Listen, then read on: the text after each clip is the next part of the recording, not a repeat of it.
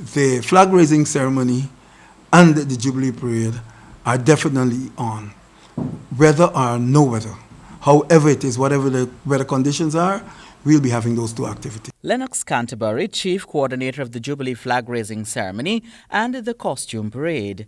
Canterbury told Nightly News that as the countdown continues to May 25 and 26, his coordinating committee is pulling out all the stops with the hope that Guyana hosts its most grand historical independence observance ever. The two main activities are the flag-raising ceremony and the costume and float parade.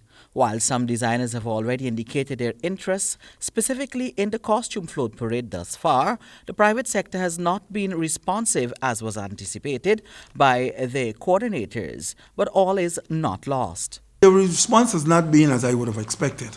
I honestly am not seeing it there.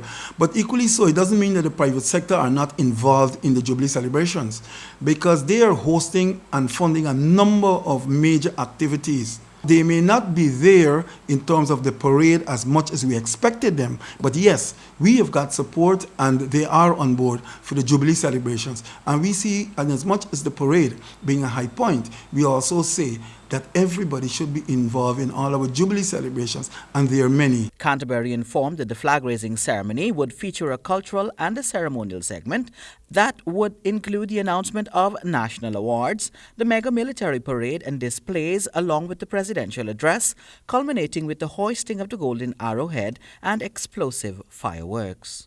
The cultural aspect would involve, I would just want to say, about 1,000 people, including a choir, 100 plus strong, steel band 100 plus strong, and lots of dancers, dramatists, and so on.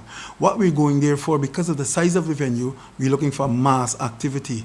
Admonishing patrons to converge on the location as early as possible on May 25, Canterbury said the event should attract about 21,000 attendees, filling the 30 stands at Durban Park, in addition to participants and several invitees from the diplomatic community. The following day, the float parade has much to offer from an historic and futuristic point of view, as opposed to those held during previous Republic Mashramani parades. What we are encouraging groups, organizations, ministries who are participating is to look at our history over the last 50 years.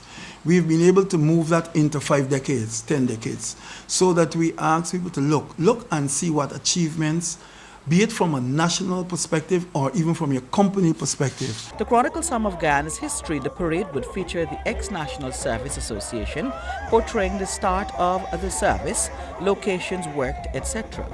Addressing the issue of venue change for the culmination of the float parade, Canterbury said that he is happy with the change as it makes allowance for the seating of 21,000 plus, as opposed to only 9,000 who could have been seated at the national park. We're catering for all the amenities that will go there, and it's open to the Northeast Straits. Lots of breeze, lots of space, lots of fun. Mondale Smith, HGP Nightly News.